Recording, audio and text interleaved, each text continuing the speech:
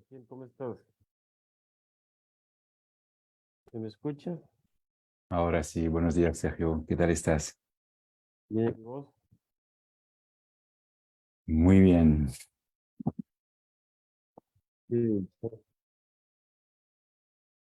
Bienvenidos, bienvenidas a todos, todas.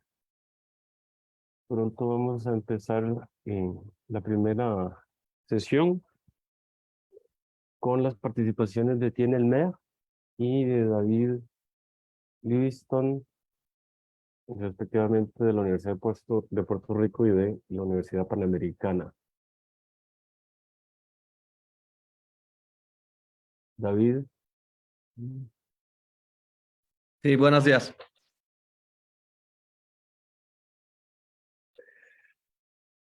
Hola, buenos días. Qué gusto verles. David. Igual. Hola, David. Bonjour, David. Hola, Hola. Luis. Hola.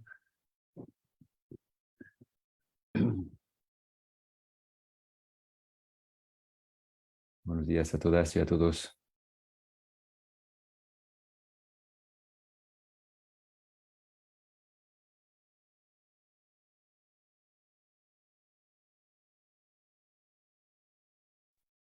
Buenos días, saludos. Hola, Ariel. Gracias por estar. No, a usted, gracias por invitar.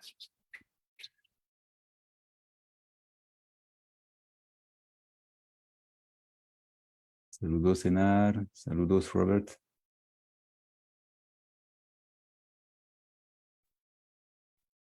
Saludos a todos, ya con ganas de escucharlos.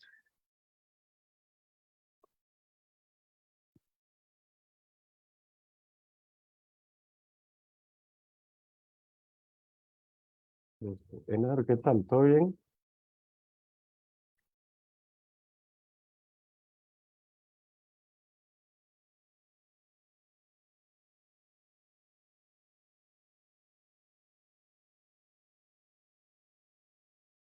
Bueno, entonces creo que podemos empezar. Es el quinto coloquio caribeño de filosofía antigua 2023, dedicado en esta ocasión al exceso, titulado Más allá del exceso. Y esta primera sesión, como decía antes, eh, tendremos la participación o las participaciones de Etienne Helmer, del Departamento de Filosofía de la Universidad de Puerto Rico, con su texto o su ponencia Versiones griegas del crecimiento, que significa auxein en las esferas económica y política en la Grecia clásica, y posteriormente a David Lévystone de la Facultad de Filosofía de la Universidad Panamericana con Tyrannical and apolitical hedonism.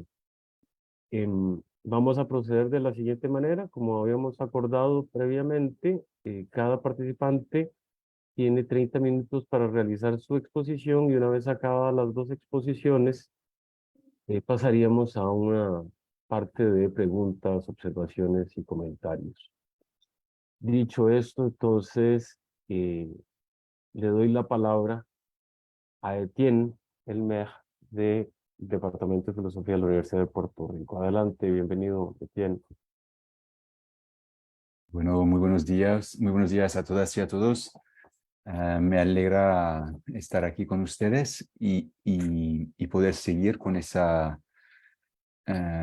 historia, no sabría decir todavía tradición del coloquio de filosofía antigua del Caribe, pero espero que sí, que se vuelva una tradición. Así que muchas gracias también a los que organizaron esto, y en particular al doctor Sergio Rojas Peralta, al doctor Enar González también, que elaboraron todo el trabajo para llegar a esta conferencia.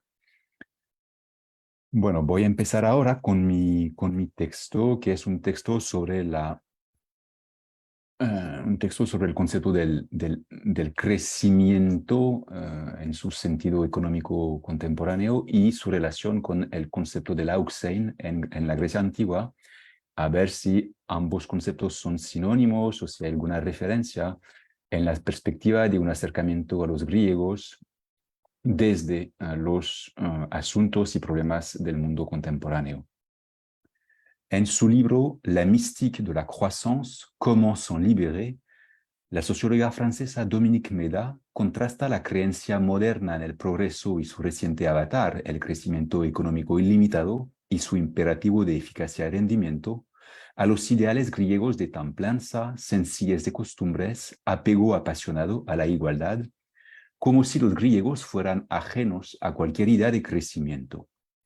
En el mismo sentido, algunos pretenden ver a los griegos como a precursores del decrecimiento o apologistas de un modo de vida sostenible, económica y medioambientalmente, basándose en que muchas escuelas filosóficas proponían alcanzar la felicidad a través de un ascetismo frugal e invitaba a reducir nuestras necesidades individuales y colectivas.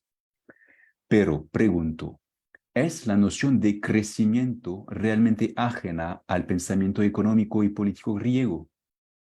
El contexto de una economía monetizada, tan abierta al comercio y a la perspectiva de ganancias que Atenas ha sido calificada de, cito, ciudad mercantil, sugiere que una forma de crecimiento no solo debe haber estado presente en la imaginación y el pensamiento, sino también en las prácticas suscitadas o enmarcada en particular en algunos instrumentos legales. El vocabulario de las fuentes clásicas parece corroborar esta idea. Ya se refieran a la ciudad o a la casa, a la polis o al oikos, los textos filosóficos y poéticos utilizan a menudo el verbo auxein y palabras afines para describir un proceso de crecimiento o aumento que contradice la imagen que la socióloga Dominique Méda pinta de los griegos. Por ejemplo, en la República, al describir el nacimiento de la polis, Sócrates se pregunta, cito, si ha crecido hasta el punto de completarse. Edeemin euxetae polis osteinai telea. En su diálogo El económico, Jenofonte hace decir a Sócrates y a sus interlocutores que la finalidad de la administración doméstica es, cito, aumentar la propia casa, auxein tus oikos. También Tucídides otorga a las ciudades griegas una especie de tendencia natural hacia el crecimiento, a veces una tendencia a veces impedida por motivos externos.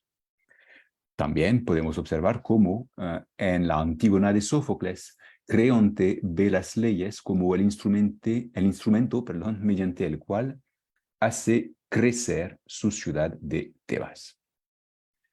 Si, por tanto, las ciudades y las casas parecen destinadas a aumentar o crecer, queda por entender qué significa exactamente el término auxein y si, a pesar de las traducciones que van en ese sentido, puede este concepto asimilarse a la noción moderna del crecimiento. La hipótesis que propongo examinar en esta ponencia es que existe un concepto de crecimiento entre los pensadores griegos clásicos articulado en torno al término auxein, y que se distingue del crecimiento en el sentido moderno del término, porque su significado es político más que económico, y porque la mayoría de las veces implica la idea de límite. En efecto, este crecimiento antiguo se refiere sobre todo a un proceso natural de desarrollo de la polis y, en menor medida y no sin controversia, del oikos.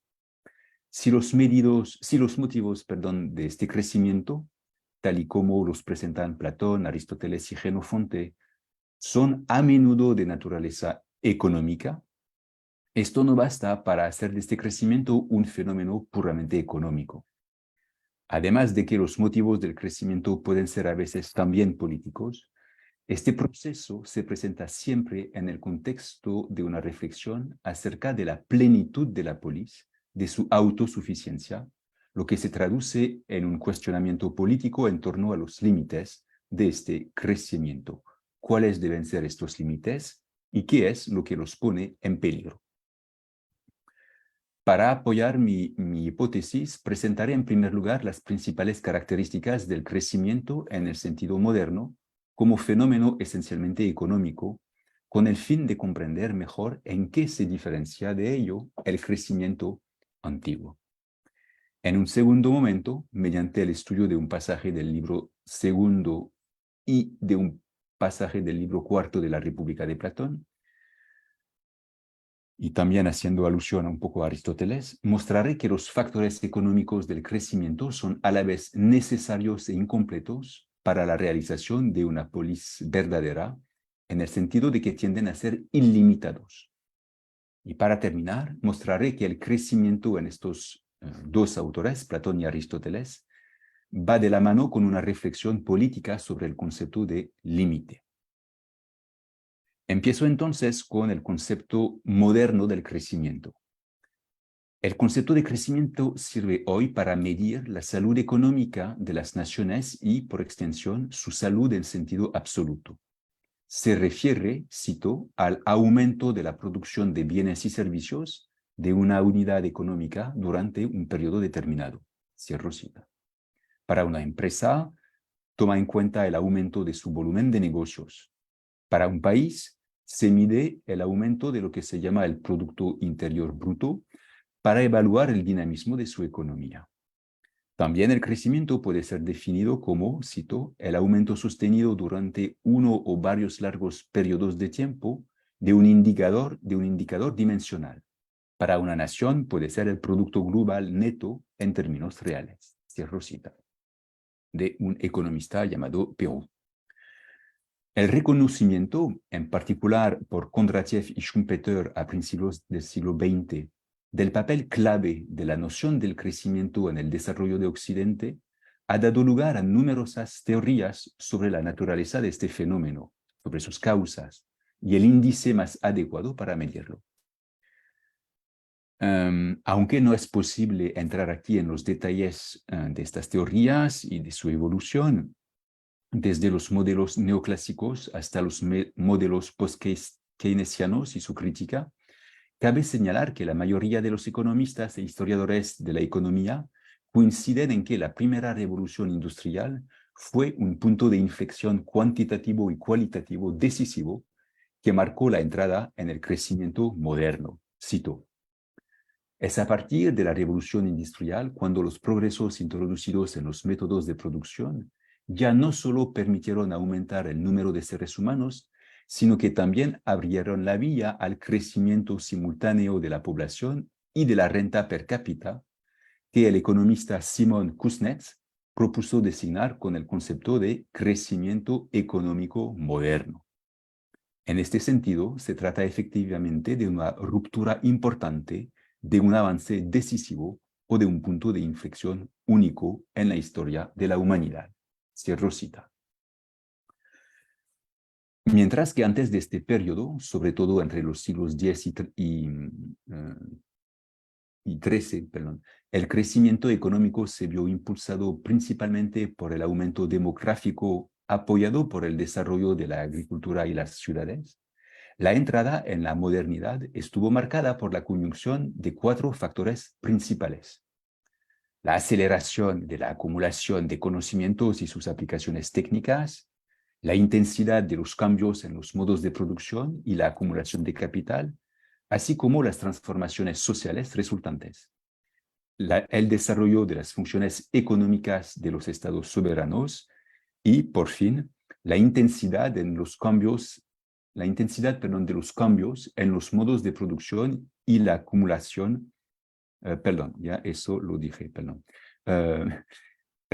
Los factores: aceleración de acumulación de conocimientos y sus aplicaciones técnicas, intensidad de los cambios en los modos de producción y la acumulación de capital, y el desarrollo de las funciones económicas de los estados. Esta última característica, que apunta a la dimensión política del crecimiento, no cambia el hecho de que se trata, ante todo, de un fenómeno económico. Es cierto que los factores políticos que lo estimulan o lo frenan desempeñan un papel importante a este respecto, hasta tal punto que se ha dicho que, cito, "The determinant factor for growth is the level of government support for the manufacturing sector." Sin embargo, lejos de designar una dimensión inherente al crecimiento, estos factores ejercen sobre ello una influencia que le sigue siendo externa y que no cuestiona su naturaleza económica.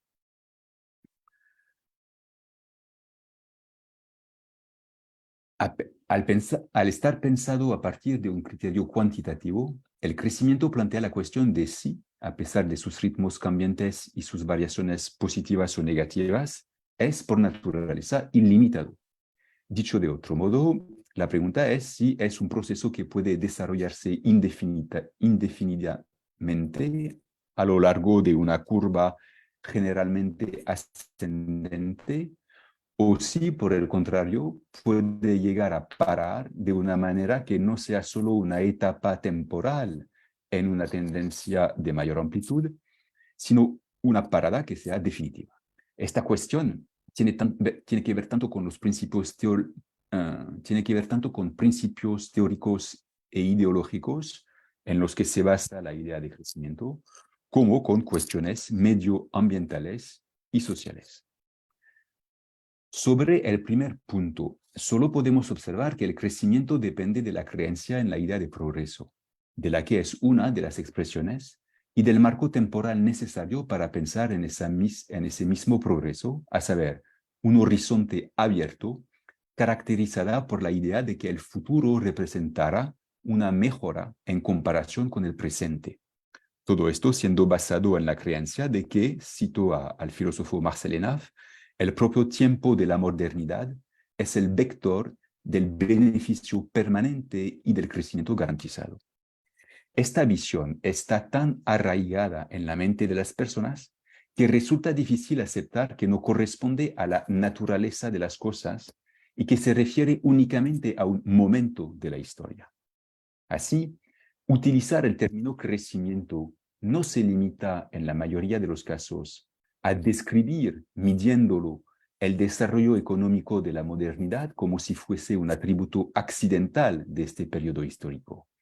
El uso de esta noción tiende a confundirse con la modernidad misma, a expresar su orientación profunda, su esencia misma, o sea, tiende a naturalizarla. Por eso, suponer que el crecimiento podría no ser limitado no es una cuestión a la que haya que responder con indicadores o curvas. Consiste más bien en preguntarse si la modernidad puede acabar disipando la ilusión de que sería la verdad de la propia historia, con H mayúscula. La dificultad de tal empresa no se debe a la mala voluntad o a la ignorancia de los individuos. Proviene del hecho de que la gran transformación analizada por Polanyi ha consagrado la economía, y más concretamente el capitalismo, como esfera de legitimación de todas las demás esferas de la existencia humana, al hacer de su propia racionalidad, basada en la equivalencia de lo deseable, lo útil y lo comercializable, la racionalidad de referencia de todas las demás esferas de sentido y actividad. En la medida en la que la economía asimilada al mercado ya no es una actividad que da sentido a todo lo demás, sino una actividad que borra la singularidad de las demás, sometiéndolas a la ley de equivalencia del mercado, es la actividad que le da su medida a las demás. Si aún podemos concebir que las cosas podrían haber sido diferentes antes de la modernidad, creo que nos resulta más difícil imaginar que podrían serlo ahora, que podrían ser distintas ahora, ya que esta transformación también ha afectado a nuestras formas de pensar y a nuestros imaginarios. El segundo punto en las preguntas, saber si este desarrollo puede ser ilimitado o no, nos obliga a abrir la puerta a posibilidades futuras en un momento en que los desafíos medioambientales ponen en cuestión la pertinencia de la noción de crecimiento como patrón de desarrollo y salud económica. Ya en la década del 70 del siglo pasado, los trabajos del matemático Nicolás Georgescu-Roegen demostraron que las actividades económicas se rigen por la ley de la entropía, de modo que el costo medioambiental de las actividades industriales contemporáneas es cada vez mayor y genera pérdidas y daños irrecuperables, susceptibles no solo de frenar el crecimiento, sino también de poner en tela de juicio su pertinencia como medida de la buena salud económica y de la salud en general de las sociedades modernas. Ok. Ahora voy a los griegos para ver si tienen un concepto del crecimiento parecido o no. Empiezo con los motivos económicos del crecimiento antiguo. Los términos auxein y auxain se utilizan en la época clásica para referirse a un proceso de crecimiento o desarrollo en un sentido muy general, si juzgamos por la gran variedad de sus objetos, tanto abstractos como concretos. Aristóteles, por ejemplo, utiliza estos términos para referirse al desarrollo de la retórica en las ciudades democráticas de su tiempo. Lo utiliza también para referirse al crecimiento del cuerpo de los niños o a la creciente importancia de un individuo en una politeia, una constitución, un régimen. Lo mismo ocurre en Platón. Utiliza esa palabra para designar, a estos verbos, para designar el desarrollo de la fuerza en los individuos, el desarrollo del respeto a la ley en los niños mediante juegos apropiados, y más en general para referirse al desarrollo moral de los individuos. Por tanto, no es sorprendente ver que el término se utiliza también para designar el crecimiento de la casa, oikos, y de la polis, en términos de territorio, demografía, riqueza y poder, y a veces también para referirse al desarrollo de una politeia, en el sentido de que sus raíces se anclan cada vez más profundas, o se hacen cada vez más profundas. Auxein y los términos afines se refieren, en definitiva, a un proceso normal o natural, en el sentido de que se espera que una polis o un oikos crezcan del mismo modo que se espera que el cuerpo, la fuerza o las capacidades morales de un niño se desarrollen hasta su punto de maduración. Ya se trate de un ser vivo, de una capacidad o de una entidad colectiva, su proceso de crecimiento o desarrollo es natural en el sentido de que es indispensable para que llegue a ser lo que realmente es, para que alcance su plenitud, lo cual, como veremos más adelante, presupone que no hay crecimiento sin límites. Este carácter natural del crecimiento aparece claramente en relación con la polis, en el primer libro de la historia de la guerra del Peloponeso. Ahí Tucídides explica las razones por las que no todas las polis griegas se desarrollaron de forma similar y por qué Atenas se destacó en este aspecto. Del mismo modo, Aristóteles dice que, cito, las ciudades crecen, auxa nomenon de ton poleon, partiendo de la premisa de que este proceso no podría ser más normal. Pero es probablemente el relato del nacimiento de la polis en el libro segundo de la República de Platón, que se ofrece el texto clásico más significativo sobre este punto y sobre la articulación entre los motivos económicos del crecimiento y el sentido político de este proceso. Este pasaje, bastante famoso, no es ni una historia de la polis, ni una fábula mitológica, sino una reflexión sobre el origen y la naturaleza del vínculo social. Si el origen de este vínculo es ciertamente económico, Platón pregunta si es lo suficiente sólido como para construir una verdadera comunidad. El nacimiento de la polis pasa por, en este texto de Platón, pasa por 3 etapas sucesivas de crecimiento demográfico y estas 3 etapas se deben, 1, a razones mecánicas y técnicas, 2, a razones geográficas y 3, a motivos antropológicos. Voy a ir un poco en los detalles ahora. En cuanto a las razones mecánicas y técnicas del crecimiento demográfico de esta polis. Tras explicar que la ciudad surge de la imposible autosuficiencia individual y que requiere de 4 o 5 individuos para la satisfacción de las necesidades más necesarias, Sócrates y sus interlocutores coinciden en que, si cada uno puede realizar adecuadamente una sola y única función, será inevitablemente necesario añadir, prosteimen, una cierta cantidad de otros artesanos que fabriquen y provean a los anteriores de las herramientas que necesitan. Segundo motivo de aumento, el motivo geográfico. A esta adición mecánica basada en motivos técnicos le sigue otra basada en motivos geográficos.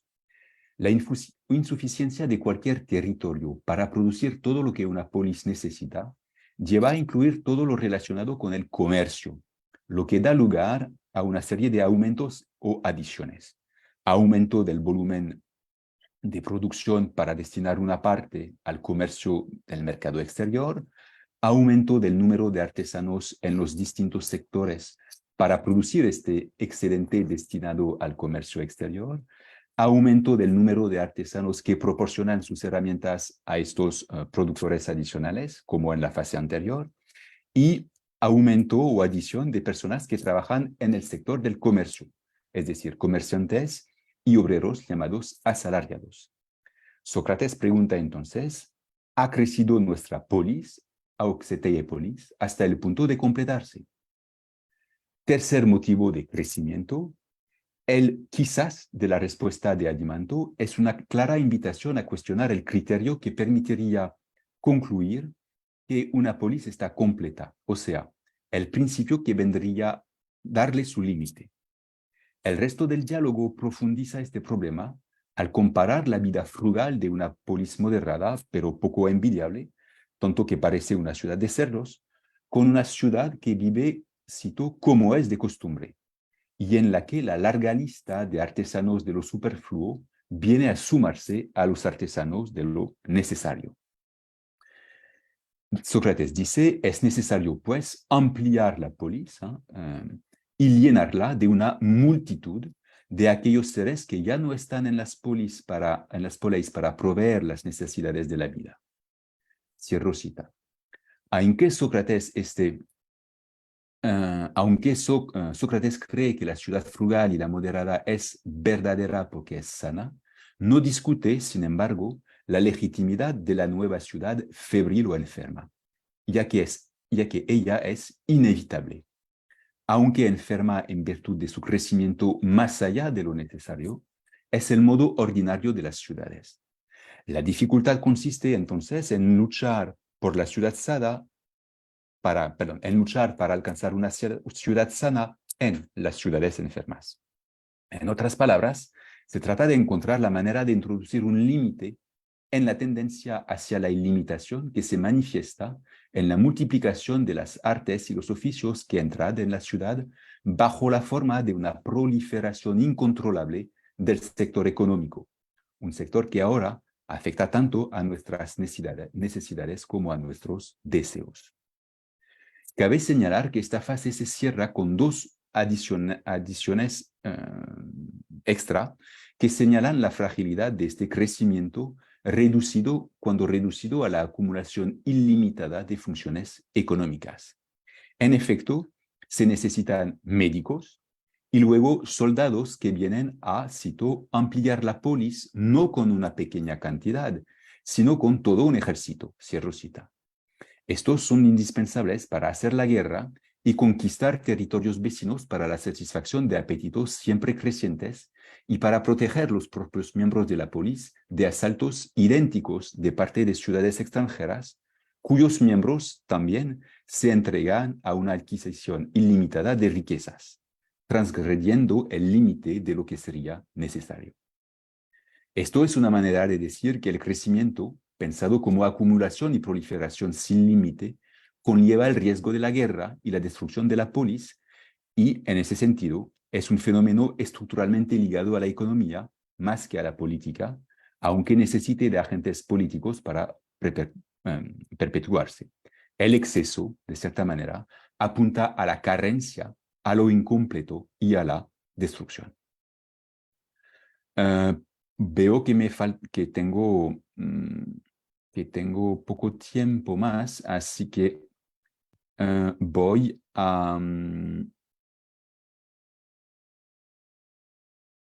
a pasar lo que pensaba explicar sobre Aristóteles para pasar ahora al aspecto más político del aspecto de la cuestión. El crecimiento antiguo contiene analíticamente el concepto de límite, es lo que nos muestran tanto Aristóteles como Platón, en lo que contrastan fuertemente con la versión moderna del crecimiento.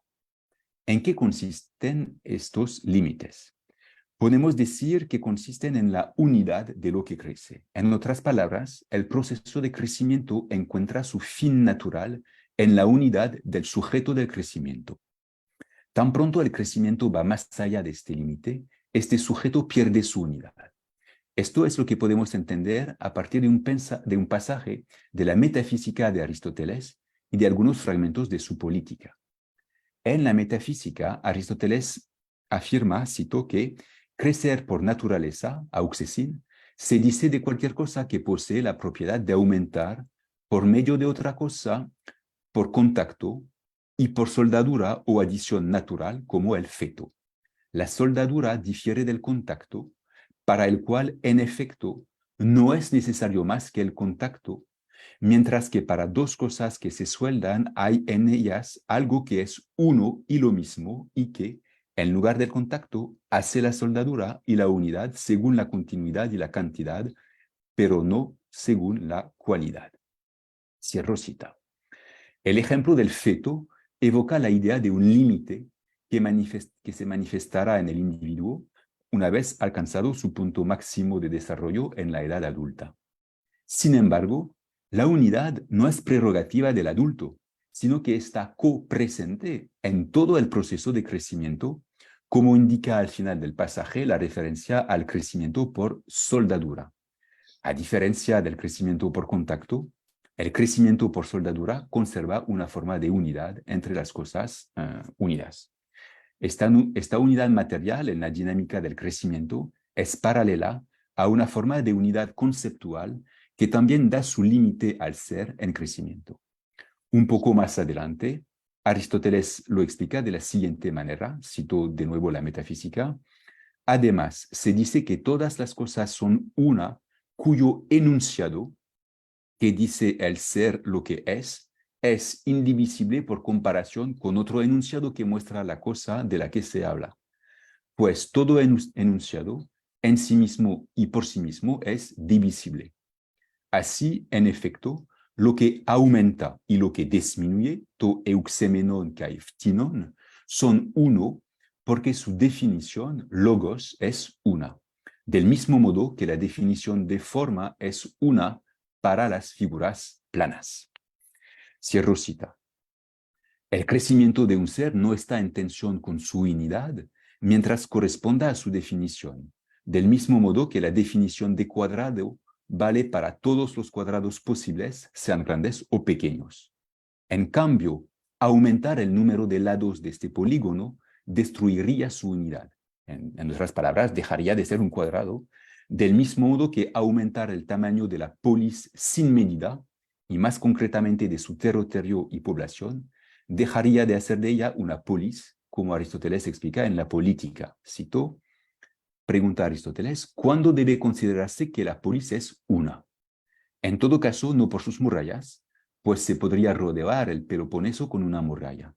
Sobre el tamaño de la polis, megetus tes poleos, el político no debe perder de vista la cifra adecuada para este tamaño. Cierro cita. Si Aristóteles localiza el principio de la unidad de una polis en el propósito ético común que anima a sus miembros y gobernantes en el marco de una determinada politeia, también examina las causas de la ruptura de la unidad de una polis, es decir, las causas de la sedición. Es decir, en otras palabras, las causas por las que una politeia pasa a ser otra. Entre ellas, Aristóteles menciona, cito, el exceso, el miedo, la desmesura, el desprecio y, por lo que nos interesa, el crecimiento desproporcionado, dia auxein ten para to analogon. La explicación de esta fórmula, y voy a terminar pronto, la explicación de esta fórmula, que se refiere a las partes socioeconómicas de la polis, aparece poco después a partir de una analogía biológica. Cito, los cambios de constitución se producen por el aumento desproporcionado de una de sus partes. Auxein ten para to analogon. Pues así como un cuerpo se compone de partes y debe aumentar proporcionalmente a un accestai analogon para que se mantenga el equilibrio, y si no fuera así, se destruiría si, por ejemplo, la pata de un animal midiera 4 codos y el resto de su cuerpo 2 en paneles. Incluso se produciría eventualmente una transición a la forma de otro animal si este aumento desproporcionado afectará no solo a la cantidad, sino también a la calidad. Del mismo modo, una ciudad se compone de partes, una de las cuales suele aumentar subrepticiamente, por ejemplo, la masa de pobres en las democracias y los gobiernos constitucionales. Cierro cita. Dado que toda constitución se caracteriza por el dominio de un grupo socioeconómico, sea el demos o una élite aristocrática propicia a la oligarquía, si uno de estos grupos aumenta desproporcionadamente, la constitución sufre una transformación. Mientras que en el caso del animal, Aristóteles distingue claramente entre el aumento cuantitativo, que no parece afectar a su forma, y la modificación cualitativa, que conduce a un cambio de forma y por tanto a una transición hacia otro animal. Parece que esta diferencia no es relevante en el caso de la Constitución. Aristóteles sugiere que el cambio cuantitativo, cuando es desproporcionado, es decir, cuando solo afecta a una parte de la polis y es superior a cierto umbral, basta por sí mismo para provocar la transformación de la política en otra, como si lo cuantitativo fuera también portador de lo cualitativo. En cualquier caso, el crecimiento o aumento de una parte de la polis es limitado por el mantenimiento de la unidad formal de la polis y de su régimen, unidad que, a su vez, descansa en la proporción entre sus partes. De ahí la recomendación de Aristóteles, cito, una regla común a un régimen popular, a una oligarquía, a una monarquía y a cualquier constitución es que nadie tome en ella un aumento demasiado desproporcionado o literalmente un aumento contrario a la conmensurabilidad. Metauxanein lian metena paraten sumetria. Una forma de asegurar la estabilidad de los regímenes políticos evitando el crecimiento desproporcionado de alguna de sus partes es el aumento de la clase media, tome son auxein, ya que así se evitan, dice Aristóteles, las sediciones causadas por la desigualdad. El único aumento legítimo es el de una parte que, por su condición social y económica, mantiene la conmensurabilidad o proporción entre las partes extremas, es decir, entre los pobres y los ricos. Bueno, quería también adentrarme en Platón, pero para no superar el tiempo, voy directo a mi conclusión.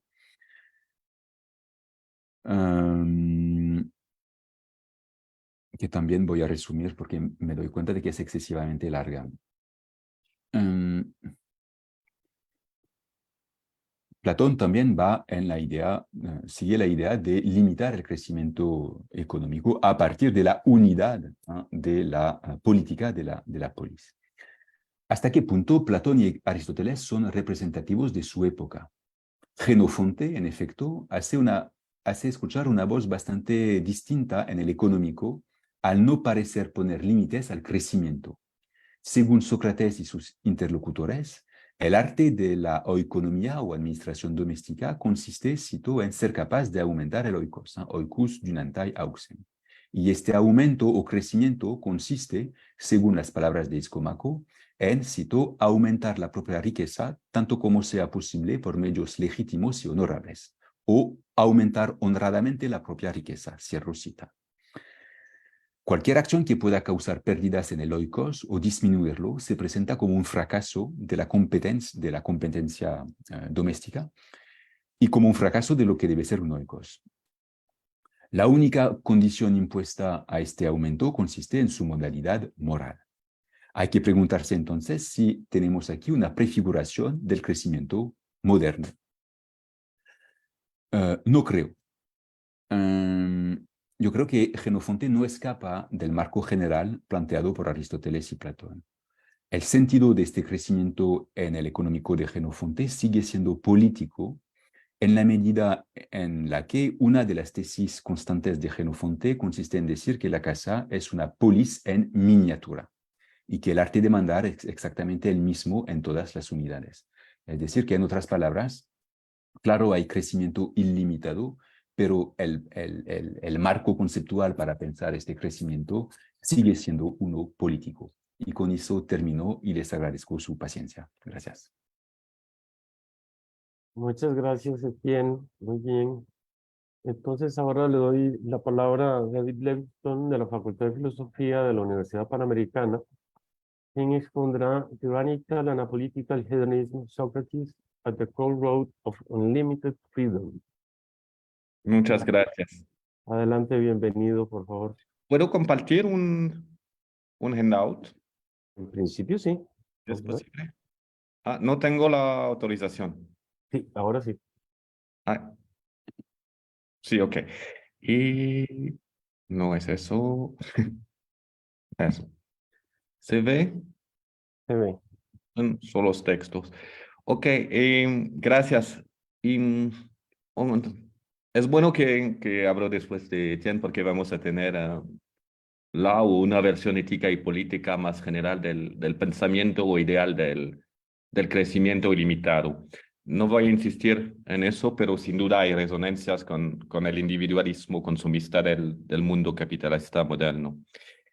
Y voy a hablar en inglés, perdón por eso, pero todavía no me siento suficientemente confiado para improvisar libremente en español, como en francés o en inglés, y sin un texto escrito de antemano. Y la verdad es que no tuve tiempo para escribir el texto correctamente y completamente en español. Lo siento, pero se puede hacer, espero, la discusión en español si quieren. So I switched to English. Sorry about that. You see the handout. Huh? In the Socratic dialogues, two characters incarnate a radical form of hedonism and openly claim that the sole aim of life is the constant increase of pleasures. Aristippus in Xenophon's Memorabilia and Callicles in Plato's Gorgias. Both men, so similar in their unlimited quest for pleasures, appear nevertheless opposed in their conception of political life. Callicles does not hide his desire for domination and tyranny. Aristippus aims to a literally apolitical life when he wishes to be everywhere a foreigner. Those apparently antinomic theses regarding life in community lead Socrates to defend facing Aristippus the very thesis he seems to oppose in the Gorgias, by, as a recent commentator wrote, inscribing in krateia self-control in l'horizon, the exclusive origin of the question of power, and exalting strength and power exactly in the way of a Callicles or a Thrasymachus. Rather than opposing the two figures of Socrates, we can try to demonstrate that the arguments of the philosopher in Xenophon and Plato are only superficially opposed. They are simply adapted to the character of his interlocutor of the moment. The same is true of the theses of Aristippus and Callicles, which in reality are only the two faces of the same coin. Indeed, as soon as one understands the underlying roots of the thesis of those two characters, it appears clearly that it is the same issue that Xenophon and Plato address in both texts: radical hedonism as absence of limits, and the possible consequences of the logic of unlimited pleasure. It is thus one and the same fundamental conception that Socrates opposed in both texts: the claim to an absolute freedom defined as a refusal of any limits, limits which are all perceived by both characters as unjustified constraint. Indeed, Aristippus and Callicles state explicitly and provocatively that it makes no difference whether the constraint is imposed from without, that is the laws, or from within, temperance. It is that conception of freedom that Socrates ultimately opposes in those texts, which present two thoughts not only of excess, but of the unlimited. This complete refusal of constraint is, interestingly enough, in both authors, Plato and Xenophon, declined on three distinct grounds that we will try to distinguish: ethical, what I call radical hedonism; political, as apolitical or tyrannical hedonism; but also dialogical. Combined with Socrates' attempt of refutation, those discussions demonstrate reversely the all-over importance of the notion of measure and limit in Socratic thought. I will start by briefly summarizing the dialogue with Aristippus and the relevant passage of the Gorgias to demonstrate a parallelism and present the apparent opposition of the two men, and we will then address those issues briefly mentioned: the common ground of their apparently opposed political opposition, the radical character of their hedonism, and their violent rejection of the very idea of temperance, and finally, their refusal of Socratic rationality itself. So let's start. To hedonism, Aristippus and Callicles. I start with Aristippus. Well, because I guess as philosopher, generally, we know a bit less about Xenophon. We're less interested in Xenophon, but that's a very interesting passage. The first chapter of Xenophon's Memorabilia second book introduces a rather long dialogue, long for Xenophon, of course, between Aristippus, the Cyrenaic philosopher, and Socrates. The object of this discussion is for Socrates to try to convince Aristippus to give up his hedonistic way of life. That's the first text you have here. It's the intro of the dialogue. In our conversation, I thought that he exhorted his companions to practice self-control in the matter of eating, drinking, and so on. Aware that one of his companions was rather intemperate in such matter, he said, so it's pretty clear what's the subject. Socrates wants his interlocutor to recognize the necessity of enkrateia. To that end, he leads Aristippus to admit that he who is called or educated to hold power must be trained to resist hunger, thirst, sleep, the passions in general, not to shriek to the task. He must acquire the knowledge allowing him to defeat his enemies and endure cold as well as heat. The Cyrenaic agrees that those who are not able to control themselves in this way should not have a claim to power. But when Socrates asks him to indicate whether he places himself in the category of those who have a vocation to rule, the answer is obviously not the one he expected. Aristippus is in no way interested in the direction of the affairs of the city, for it would be absurd to embarrass himself with such a burden, where it's already difficult enough to take care of oneself. I do not, for a moment, put myself in the category of those who wants to be ruler. For considering how hard a matter it is to provide for one's own needs, I think it absurd not to be content to do that, but to shoulder the burden of supplying the wants of the community as well. And he goes on complaining about the hard life of the ruler. Aristippus preferred to class himself among those who aspire to the most comfortable and pleasant life possible. I classify with those who wish for the lives of the greatest ease and pleasure that can be had. Socrates will therefore strive to demonstrate that it is precisely the exercise of power that allows to lead a pleasant life to which his interlocutor yearns for. Under this condition, wouldn't Aristippus rather be dominant than dominated? Wouldn't he rather rule than be ruled? Arkusi arkontai, repeated in the whole text. But Aristippus refuses this alternative. As he rejected the way of domination, he just as resolutely refuses that of slavery.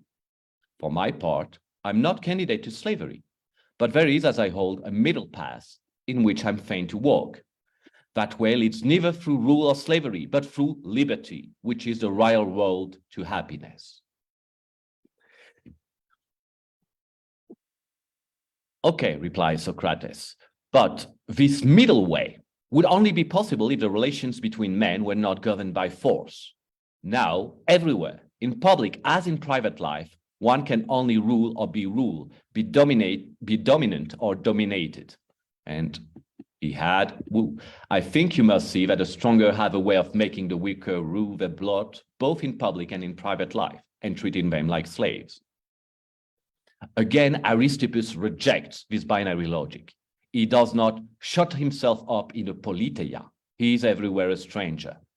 Yes, but my plan for avoiding such treatment is this. I do not shut myself up in the four corners of a politeia, then here community, but I'm a stranger in every land.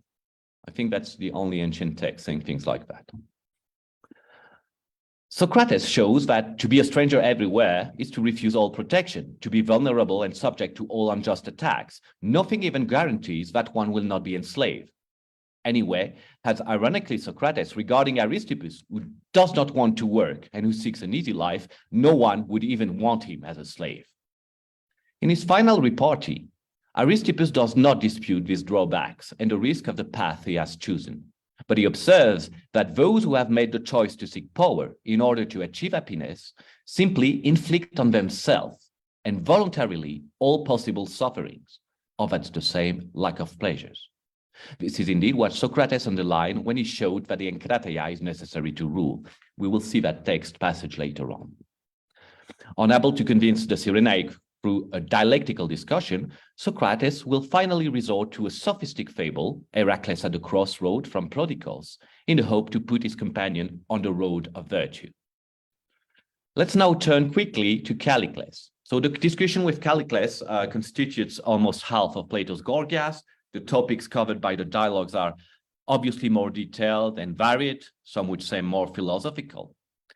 For the end of the presentation, I limit myself to the discussion of the main thesis of the sophist and his immediate implication on the notion of temperance in a very, very quick way, so everyone has it in mind before the analysis. Of course, there are four more things that can be said about those passages. Okay, so Callicles' thesis, which he introduces with the verses of Pindar here and in other places, is well known, even if the second part of it, in truth, the most important one, is often forgotten. It is right by nature, A, that the strong rule, and B, that he has more. It's there. I don't read this text to win a bit of time, and we all know that. Okay, we intuitively understand the meaning of Callicles' thought, but his thesis is imprecise. As Socrates points out, it's first of all necessary to know what Callicles means by the strongest or the best. To Socrates' question, is it the same man that you say that he is worth more and that he is the strongest? Callicles replies that he used beltion, kreiton, iskouroteros, better, superior, stronger, as synonyms. Is he talking about material or physical force with the ischus word, the one that allows the strongest to make the weakest obey and the most military powerful cities to attack smaller states? And this is what Callicles first seems to think. Socrates easily refutes this identification, one could say by Thrasymachus. In democracy, the majority, the crowd, is what is stronger. Likewise, according to nature, a greater number of men will always be stronger than an individual. Therefore, according to nature, as according to law, justice will be the rule of majority. Of course, Callicles insults Socrates. He speaks of the truly best, not of the contemptible rabble, gathering of slaves and people of all kinds. Those who are worth more, the strongest, are not so by mere physical force. They are simply the best. So are they so by their intelligence, as Socrates? Intelligence which allows one to be stronger than 10,000. And Callicles agreed. This is indeed justice according to nature, that he who is worth more and is more intelligent rules those who are inferior and has more than them. You have the two parts of the thesis again. Now, once Callicles admitted that the strongest is the wise, or the one who knows, Socrates does not question at any moment the idea according to which the best must rule. And we see here the aristocratism of knowledge that runs through all Plato's works. He only questioned the second part of Callicles' assertion that he must have more. Socrates gives a first set of examples which do nothing but irritate Callicles even more. The doctors who knows about health should be the one distributing the food in a banquet because he knows what's good for each one. But should he have more food than others? Should a shoemaker who knows more about shoes be walking around in the street with more shoes, 10 shoes, than other people? That's absurd. He needs only 2. Callicles does not care, of course, about small artisans, ridiculous cooks and doctors. He wishes to talk about those who rule, the most intelligent, and those who have the most virile energy or manliness. He says that at different times. I gave 2 examples. Let's read the second one. Men of wisdom and manliness in public affairs. These are the persons who had to rule our city, and justice means this, that these should have more than other people, the rulers and the ruled. Okay, again, Socrates does not call into question the idea that the best must rule. And it is, of course, the having more that he will keep on questioning. But he will do so this time explicitly by calling forth the notion of kalteria and temperance. What is indeed manliness, virile energy, if it is not capable of dominating itself? And what is ruling if it is not, first of all, ruling oneself? Callicles reacts violently to such an absurd idea in a magnificent moment of Plato's writing. And I couldn't resist to put the whole text in the handout here, but we will come back to it later. Now, Callicles asserts that it is fit for the strongest to be free, to realize his desire without any obstacles. In here. And temperance, in the end, is nothing but another invention of the weak to enchain the strong. We know the rest of the dialogue, where Socrates, by the most provocative example, seeks to demonstrate, without ever succeeding, the necessity of temperance, and the consequence is not only immoral, but choking and absurd of letting free rein to insatiable desires. The philosopher only arouses more the anger of the sophist, who gradually withdraws from the dialogues, which ends with the myth of the judgment of the soul in a last attempt to bring Callicles to reason. So, from that, there is absolutely no justification for criticizing, as Fritz, one of the first commentators on the Aristippus passage, so as Fritz did, criticizing Xenophon for having awkwardly coupled the theme of temperance and power. This juxtaposition, is not the result of chance, not originates in Xenophon's lack of philosophical mind. Plato's proceeds to the same mixture of genres, not only of the Gorgias, but in almost every dialogue. He simply does so in the course of a long dialogue rather than a few pages, so it shows less. In the mind of Socrates, obviously, ethics and politics are linked. So let's start with politics and the limits of the city. For both men, Callicles and Aristippus, the good life, that is happiness, is the life of pleasure. The aim of life should therefore be to carry out one's desires as much as possible, as they both say. What allows to qualify these two characters as radical hedonists is the unlimited extension they give to this as much as possible in their complete refusal of any limits, perceived as so many unjust and painful constraints. Callicles sees himself among the best, and I quote, free to enjoy good feel with no obstacles in their way. This absolute freedom, this absolute freedom, no obstacles in their way, which allows alone to realize the promise of nature that a strong rule and that he has more, and which Plato and later rationalist philosophy will rather call license, is identified later on with the kind of life he praises. And should be here, yes, luxury and licentiousness and liberty, if they have the support of force, are virtue and happiness. Socrates is perfectly aware of that, and it is he who repeatedly uses the same terminology of freedom to question Callicles. I'll give two examples here. First of all, tell me whether a man who has an itch and wants to scratch and may scratch in all freedom can pass his life happily in continual scratching. And later on, will you dare to assert that these are happily if he can freely indulge their want? Note that in both texts, Aristippus and Callicles, it's in the name, the terminology of freedom is interchangeably used with the one master-slave, which is the normal Greek way to speak about freedom anyway. I don't have time to list all the occurrences here. Okay, so both questions of Socrates.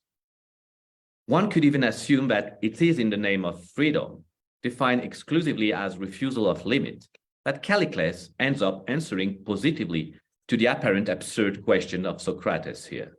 It is not so much for the actual positive pleasure of scratching that he agrees with Socrates' claim, but rather from the negative refusal of controlling, that is limiting, the desire of scratching. For Aristippus too, and explicitly this time, we read the text, the royal road to happiness is that of freedom. Freedom, which would clearly consist for him in avoiding any constraint in order to satisfy his desires as much as possible. Now, how could such freedom be accessible for man? Let's remind the lament of Euripides' Hecuba. I think I put the text there too. That's here. There is no human who is free. Wealth or fate hold them in bondage. Or else, it is the crowd of the citizen or the decrees of the laws which prevent them from following their mood as they please. The crowd of the citizen or the decrees of the laws. Our two hedonists, are perfectly aware of that. And it is the same intuition which leads them to hold two opposite, but equally radical political positions.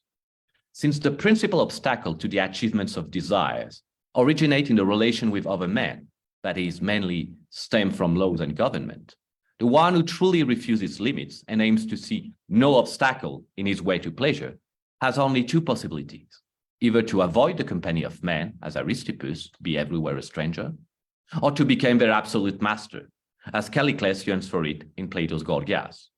That's why the Socratic refutation of both men presents many similarities, whereas one chooses an entirely apolitical life and longs for absolute power, and the other claims to be a stranger in every land and regard political activity as an additional burden he utterly refuses to take up.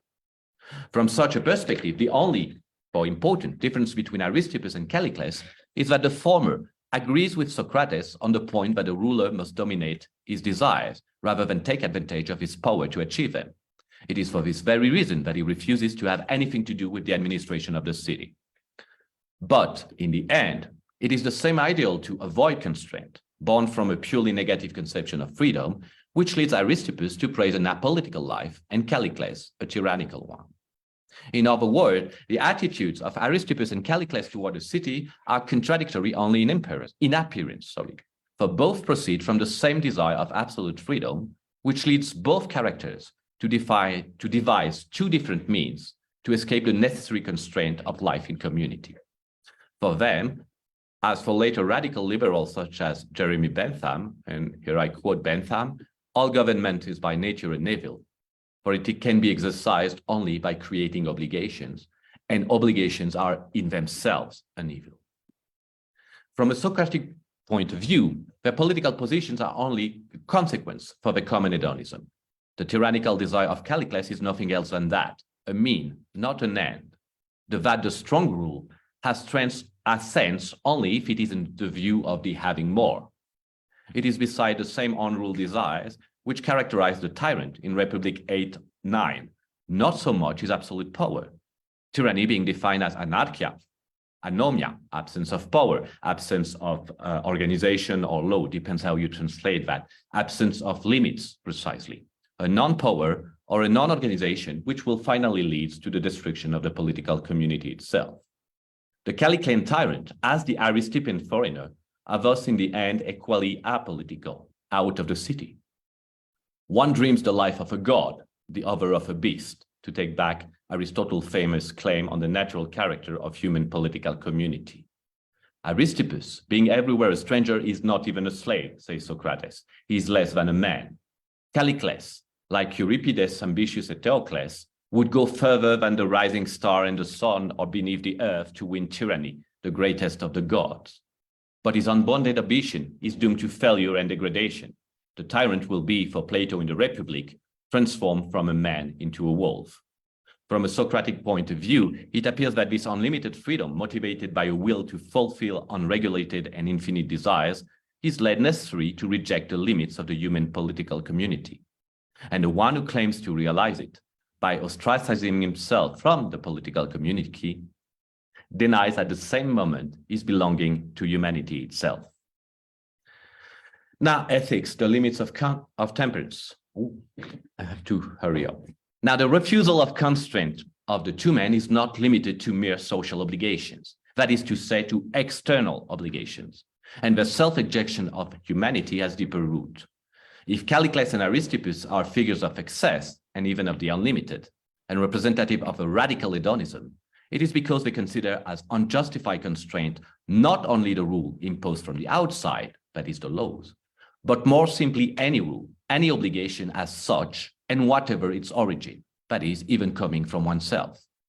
It is for this very reason that they both reject so strongly the idea of temperance. Self-control is above all a controlled and a constraint, and no matter the self.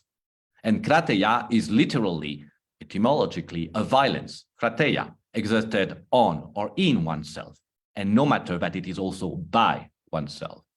Se faire violence, as we still say in French, or hacerse violencia in Spanish, for which the English has only the pour force oneself. The immorality of Callicles, he is wicked, or the casualness, kind of sympathetic, at least to me, of Aristippus, he is lazy, are only superficial. When it comes down to it, it is basically the same conception of freedom pushed into its extreme, which characterizes their hedonism. Thus, the idea that the best must rule himself before ruling other, here, is for Callicles ridiculous. By his courage, thanks to his manliness, the strongest must, on the contrary, carry out his desire to their most total fulfillment. I mean that every man, I'm reading here, I mean that every man is his own ruler, or is there no need of one's ruling oneself, but only of ruling others? What do you mean by one who rules oneself?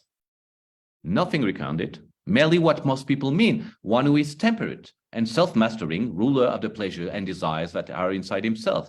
You will have your pleasantry. You mean the simpleton by the temperate. How so? Nobody can fail to see that I do not mean that. Oh, you must certainly do, Socrates. For how can a man be happy if he's a slave to anybody at all? Not the strange expression, slave to anybody at all, or anything at all, douleon or tuhun could be a neuter. Slave to anybody at all as an answer to temperance. Anybody, including himself, anything, including his own reason. Temperance is slavery. Callicles is equally clear in the following lines, finding themselves free to enjoy good things with no obstacle in their way, they would be merely imposing on themselves a master. Aristippus is even more explicit. How are those who are trained in the art of kingship, Socrates, which you appear to identify with happiness? How are they better off than those whose suffering are compulsory, even must be hunger, thirst, cold, sleeplessness, and endure all these things willingly? For if the same back gets the flogging, whether it's honor, kicks, or consent, or in short, if the same body, consenting or objecting, is besieged by all these torments, I see no difference apart from the folly of voluntary suffering. This purely negative conception of freedom as absence of constraint, felt all as sufferings, make no difference between the rule that we impose on ourselves and the one that is imposed on us from the outside. The problem in their eyes is therefore that of the limit itself, whatever its origin, which is, of course, the only question that matters for Socrates. A few minutes more. For Socrates, to be free is above all to be master of oneself. This is very clear, it's explicit in all the text. Unlike the negative freedom which we saw so far, which consists in avoiding all constraint, this form of positive freedom, and here I take up explicitly the categories of Isaiah Berlin, positive freedom as self-control is based on a duplication more or less strict between a rational self and a set of desires and passion that must be disciplined. To be one's own master, to be free, is to direct oneself according to reason. And one will find this idea in almost all Platonic dialogues. I put here a text of Xenophon because he said it in a few lines and very explicitly. Yes, the intemperants are slaves, and terrible are their masters. Some are addicted to gluttony, others live in debauchery, still others are slaves to drink, and some to ignorance and ambition. Cratobulus, we must fight for our freedom against these tyrants as perseveringly as if they were armed men trying to enslave us. Vocabulary is quite clear. On the contrary, Aristippus and Callicles do not reject the body and or the desires as external elements, as tyrants trying to enslave us, as Socrates says here. Tyrants not constitutive of the true self, which would then be identified with the sole reason. For Aristippus, who only takes into account external constraints, there are obviously no internal tyrants or enemies to fight. The Cyrenaic does not conceive in men several authorities, or in any case does not consider that one of them, constitutive of the true or real man, must enslave the others, the soul over the body, the reason over the pleasure, the other parts of the soul, whatever vocabulary you choose. It is no doubt no coincidence that in text 13 here, it is through a bodily image that Aristippus expresses his opposition to the very idea of temperance. Whether the rule is imposed from outside or from oneself, it's the same back that gets beaten. And this back is indeed oneself. This suffering is truly my suffering and not the suffering of something that simply belongs to me, as Socrates talks of the body in the Alcibiades, for example. As for Callicles, he does not want, as Socrates proposes him, to be ruler of the pleasure and desires that are in himself. For these desires are not in him, but well and truly him. He who desires nothing, he says, is not happy, but he is not even human. He is but a stone. The identification of the self in Callicles is radically opposed to that of Socrates. If the philosopher sees the desire as internal elements, but different from the true self, it is the rational faculty itself, which for Callicles is almost identified with an exteriority. The rules of temperance, being ultimately nothing else than those of the multitude and the crowd, reason itself appears as the dominame, the prénom of the values of the weak. Man is reason, says Socrates. Man is also mostly exclusively body and desires, answered the hedonist. The position is far from absurd. Socrates' conception, which rejects desires out of the self, identify with reason only, is in a sense far more paradoxical. It is not, their position, either inconsequent. It is even so strong that the Socratic speech is powerless to modify it. Rare are the times where Socrates finds himself defeated in this way. Not only he does not convince his interlocutors, Callicles and Aristippus, but he does not really refute their thesis at any moment. In the Gorgias, Socrates ends up speaking alone. Callicles almost withdraws from the conversation, and he relates the myth of the judgment of the soul as a last resort. In Xenophon, Socrates finally abandoned the idea of converting Aristippus to temperance through a rational argument. He explicitly affirms that the life to which the Cyrenaic aspires does not allow one to attain any knowledge of value in the soul before resorting to poets and then, in desperation, to a sophistic fable, to try in vain to lead his interlocutor on the path of virtue. Now, the helplessness of Socratic dialectic facing those two characters is remarkable and may be explained by the same mean. To submit oneself to Socratic questioning, logos, is to submit oneself to reason, to rules, and thus to limits. So I don't have time to put this point in detail. I just presented very quickly the main idea. The problematic of the limits or rules of language is present at different places in the Gorgias, where the interlocutor of Socrates constantly oppose their freedom of speech to the Socratic rules of discussion. Gorgias himself, Polos, and of course Callicles show their reticence of a complete refusal to the rules of discussion that Socrates tries to impose. That is mostly first the one of brachologia, short speech, but it's more general. Callicles will even accuse Socrates at one point of being violent in words. It's a quote. While it is him who actually insults Socrates. But of course, to Callicles, the limits or rules of language, those of the Socratic dialogue, that is, in general, of rational speech, are no different from the others that he rejected. Giving reason, giving brief answers, submitting to examination, simply accepting the principle of non-contradiction, are like so many limits which violate the natural freedom here of language that Callicles demands. From a Calliclean point of view, this attempt to subject him to Socratic questioning is precisely an act of violence, and this dialectic is nothing else than another attempt by the weak. He who has no other weapon uses dialectic, or with dialectic the rabble rises to the top, Nietzsche say. So another attempt of the weak to stop the natural and legitimate movement which wants that the strong prevail over the weak. This questioning on the method of rationality and dialogues appears in almost all Plato's dialogues. By staging apparently legitimate objection to Socrates' speech, Plato intended to show that this rationality was not easily accepted. In the Gorgias, more particularly, because it's one of its main themes, he demonstrates the political, ethical, but also dialogical necessity of the rule or limit. In social life, laws; in individual life, temperance; in the world of ideas and reason, finally, a certain restraint of the speech. And I'm finishing here. It is remarkable that in a simple way, of course, the same problematic of limit is staged in the dialogue with Aristippus in Xenophon, with a character different, but similar in the end, and with that same vocabulary of freedom. A freedom unbounded results for Socrates into slavery. Slavery first to one's own passion, slavery to an illusionary power for Callicles, already in the discussion with Polos, where the tyrant is called the most slave of all, and the same in the Republic, or slavery from a self-exclusion of the city from Aristippus.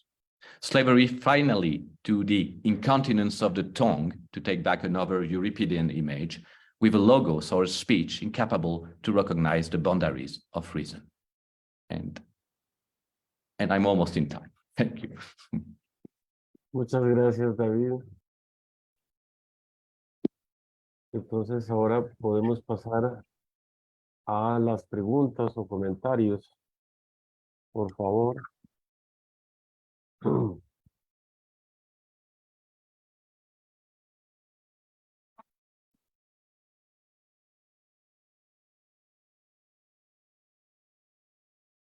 Pietro Montanari, por favor. Gracias, muchas gracias. Y sí, tendría varias preguntas para ambos, pero bueno, voy a preguntar algo para Etienne, Helmer.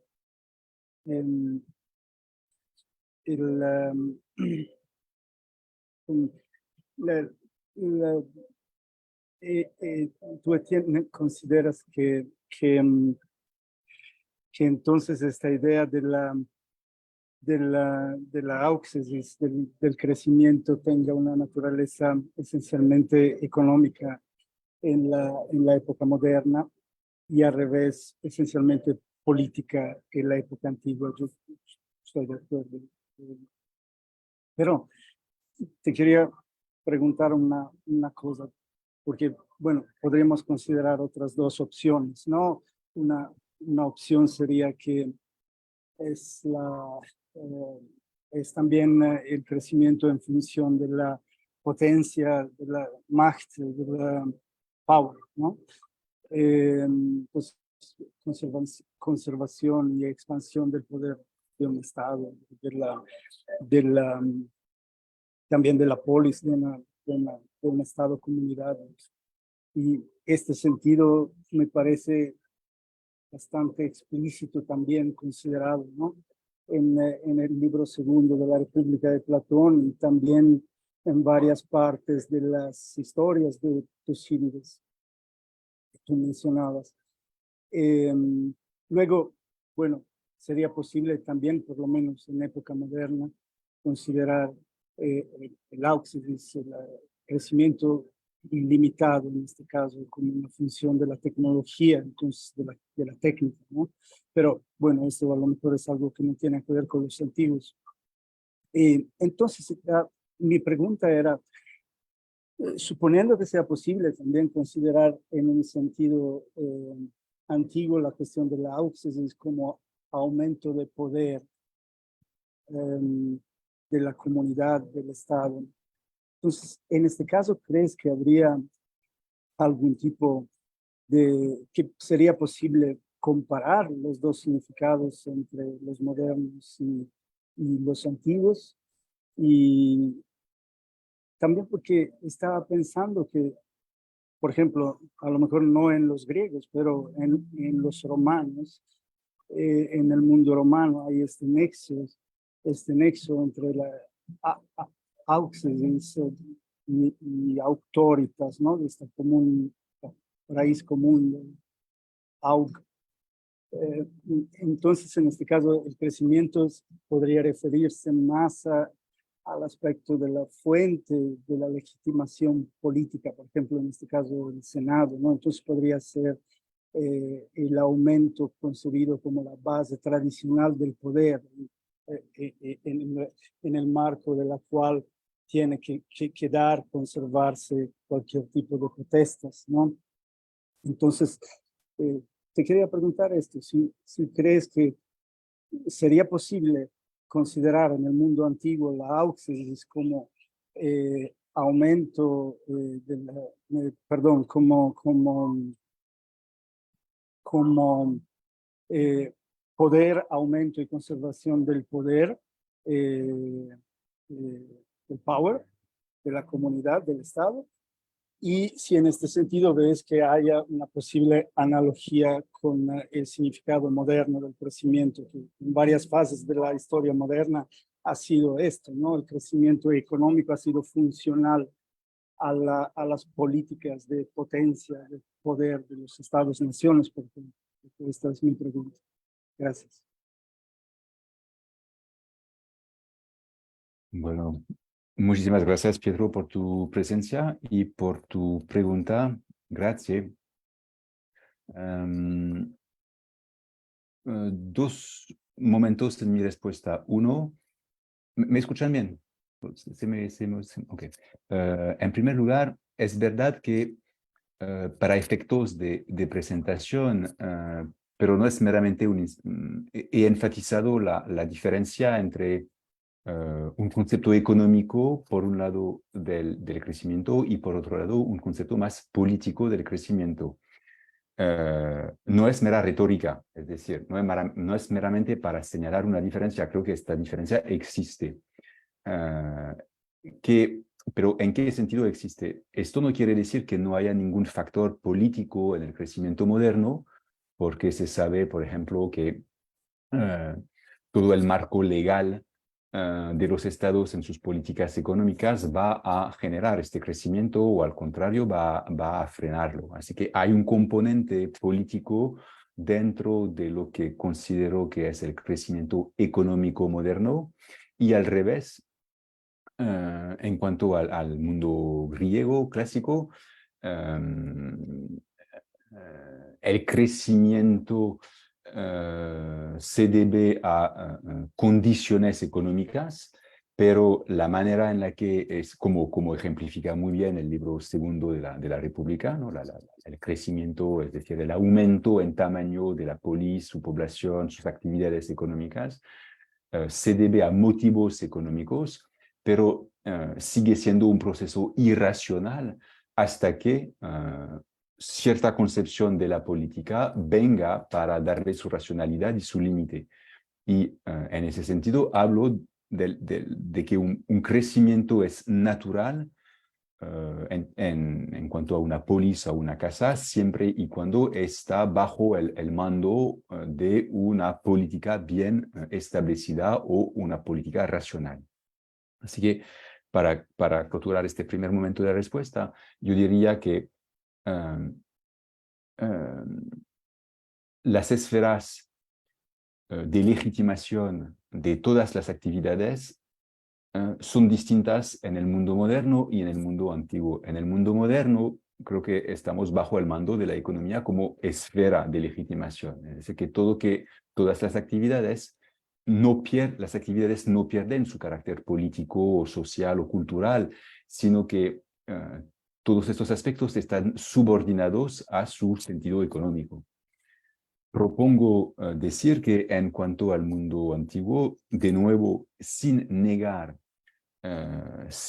para nada la importancia, la inventividad, la creatividad y el sentido de las actividades, de las instituciones y de los fenómenos económicos, el crecimiento tal como lo piensan los griegos tiene sentido a partir de su dimensión más política.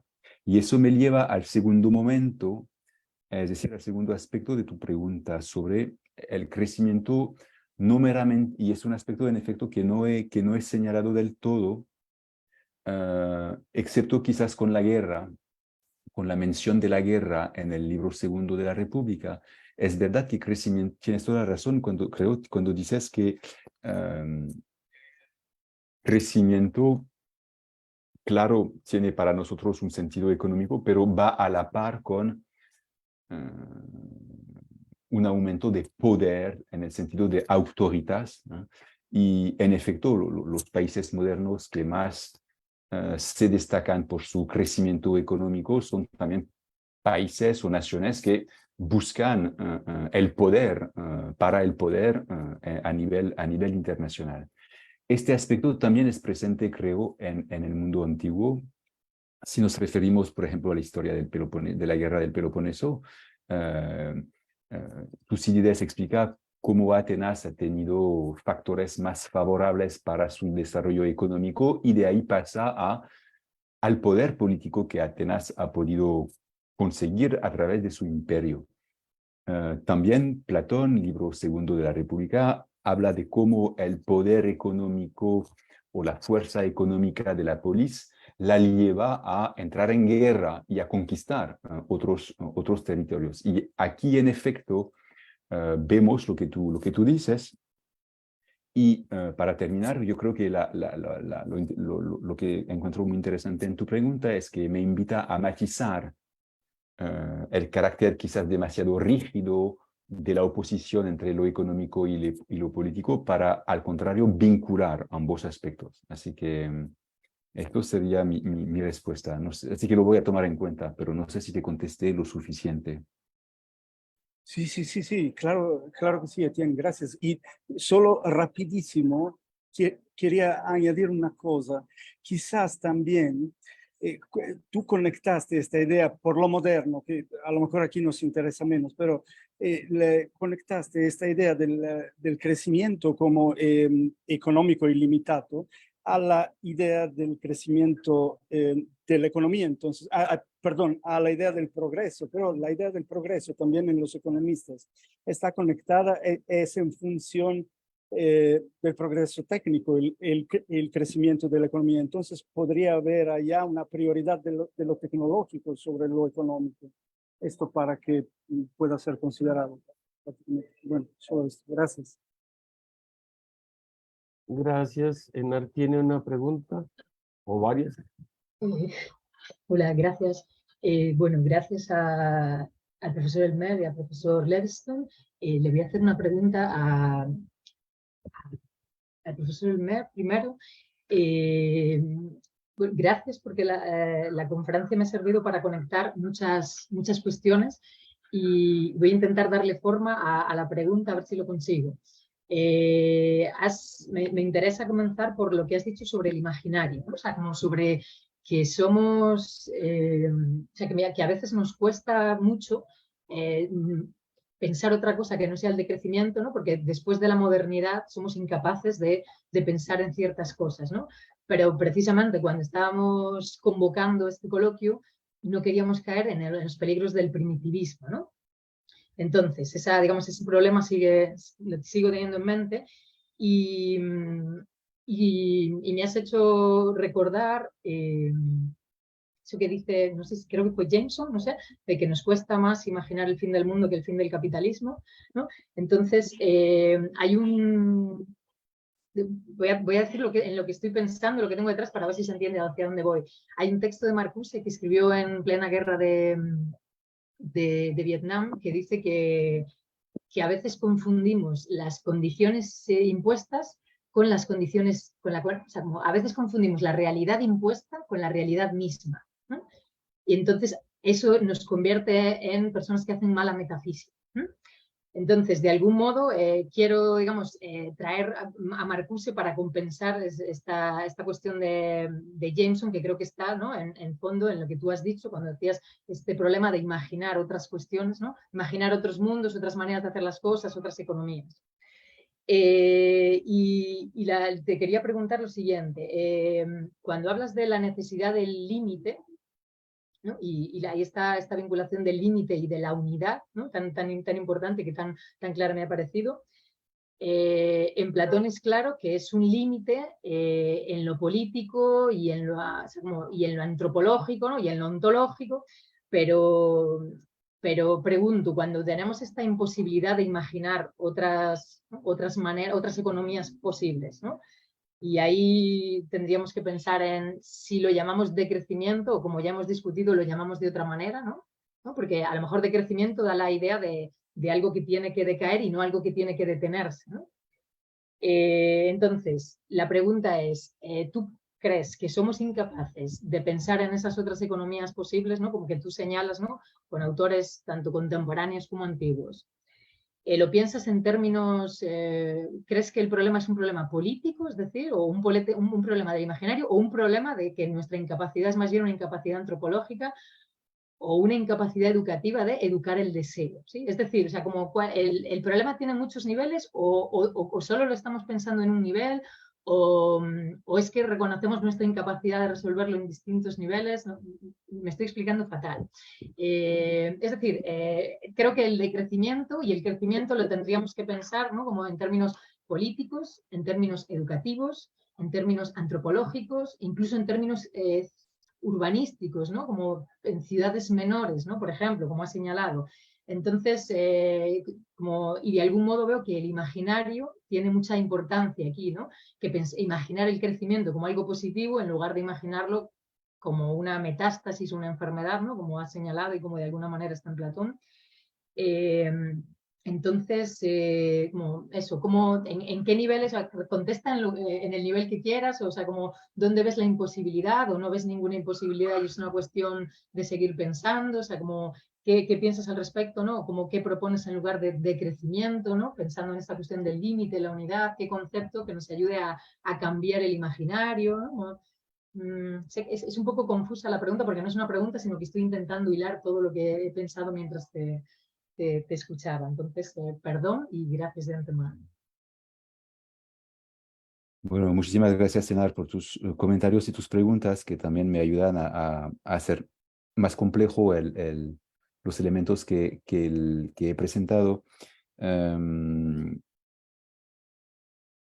Tu pregunta me hace ver la complejidad del asunto, es decir, no voy a contestar sobre el por qué se nos hace difícil pensar otra forma de economía, pero porque no tengo la respuesta a esta pregunta, ¿no?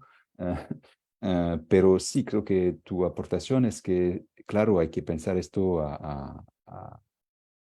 en niveles o aspectos distintos.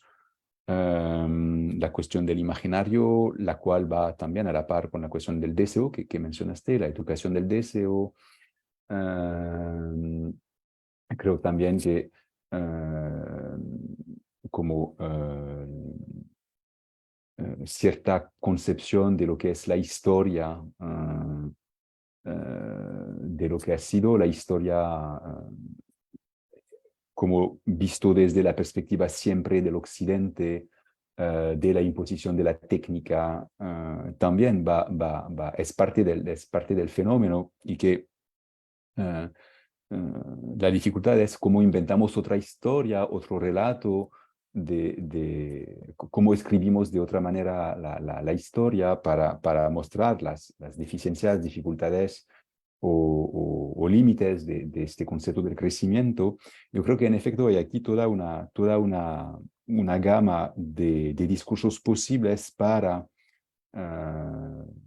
examinar cómo es que hemos llegado a esa idea de que el crecimiento es casi naturalizado, y cómo podríamos desnaturalizarlo y ver cómo pensar estas otras alternativas. Y para terminar brevemente, la dificultad es también la del vocabulario, como bien señalaste, es decir, que de crecimiento,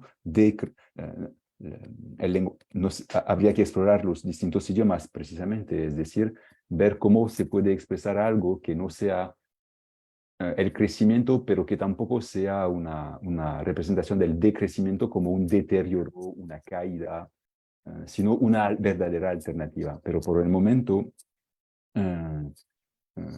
parece que también aquí a nivel del vocabulario hay una dificultad, ¿no? No sé muy bien qué palabra habría que utilizar. Perdón, yo sé que mi respuesta no es muy exacta ni precisa, pero por el momento no puedo contestar más por el momento. No, muchísimas gracias, Etienne. Gracias, ¿verdad?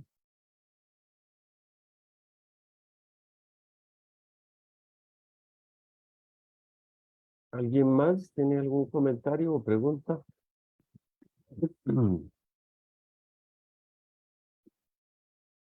Adelante, Etienne.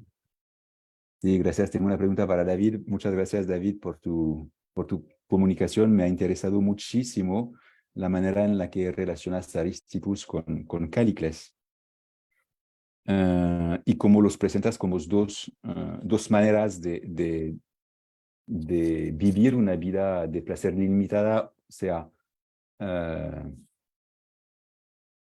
escapando la sociedad o el carácter social, o al contrario, tomando poder en esta sociedad.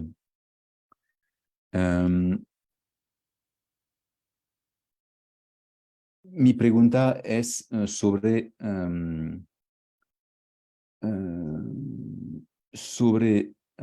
Aristippus, porque encuentro su propuesta muy interesante, y te quería preguntar hasta qué punto él propone vivir una vida totalmente aislada o solitaria, y si en este sentido esto no sería un obstáculo a su vida de hedonismo, porque de alguna manera va a necesitar tener relaciones para conseguir lo que necesita, etc. Si nos puedes explicar un poco más sobre el carácter social de este deseo de ser antisocial o asocial, de cierta manera, para vivir su vida de hedonismo. No sé si me hago entender bien. Ok, gracias, Helmer. Etienne. Entonces, dos puntos. El primero es que, en verdad, Aristipo dice, quiero ser extranjero en todo el mundo. Es un sol de cosmopolitismo negativo, que es muy interesante. Es probablemente la primera vez que tenemos eso, y la única vez, por yo que sé. Pero Sócrates lo entiende como básicamente ser un ermitaño, ¿se dice eso? Un vida isolada, que no es claro en Aristipo. Cuando dice quiero ser extranjero en todo el mundo, no dice quiero vivir solo, pero es lo que dice Sócrates. Y Aristipo no lo refuta sobre este punto. El texto va en esta dirección. En verdadera es perfectamente posible de imaginar un tipo de comunidad sin relación de dominación política.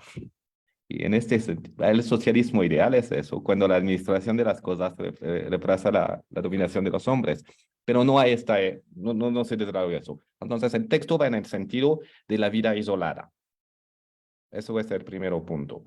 El segundo punto para Aristipo, porque no funciona la refutación socrática, es que como en Calicles, lo que dice sobre Calicles. Creo que cuando Calicles dice me gusta scratch, ¿cómo se dice eso? Socrates. ¿Puedo medir? Rascarse. En español. Rascar, perdón. Rascarse. Cuando dice, sí, quiero rascarme todo el tiempo. El problema es que Calicles creo que no pensé que hay un placer intenso, positivo en el hecho de rascarse, pero lo que quiere es no limitar sus deseos con la palabra de Sócrates, que es si lo hace en toda libertad. Y sí, quiero hacer todo en toda libertad, no quiero límites. Y si la única cosa que le preocupa es las obstrucciones, las obligaciones que vienen en mayoría de los otros, es pues porque hay otras personas que no podemos hacer todo lo que queremos todo el tiempo, y leyes, y eso es una solución. Si el deseo principal es de evitar los límites, más que, o si se identifica es hecho de evitar los límites con la realización de los deseos, se explica por qué Aristipo prefiere una vida isolada o de extranjero. Porque al final lo que es importante es esta libertad de no tener constraint, limits in that sense. Y eso prácticamente sí se puede decir, que en verdad no va a realizar sus deseos si es isolado, o todas las posibilidades que da la vida en comunidad. Y es lo que intenta hacer Sócrates en un sentido cuando le dice que es mejor ser poderoso en una ciudad para realizar los deseos. Pero a Aristipo no le interesa eso. Le interesa no tener límites o constraint o whatever you want, obligaciones. Yo creo que es la idea. Gracias.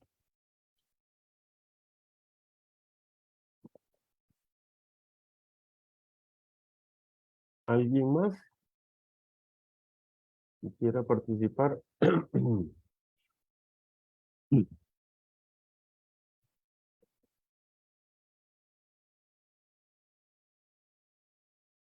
Bueno, en ese caso, haríamos entonces la primera pausa y regresaríamos para la segunda sesión a la 1 de la tarde, es decir, en 1 hora y 24 minutos. Entonces, nos vemos entonces. Muchas gracias por la participación y por las ponencias. Gracias, David. Gracias, Etienne, por sus presentaciones. Gracias.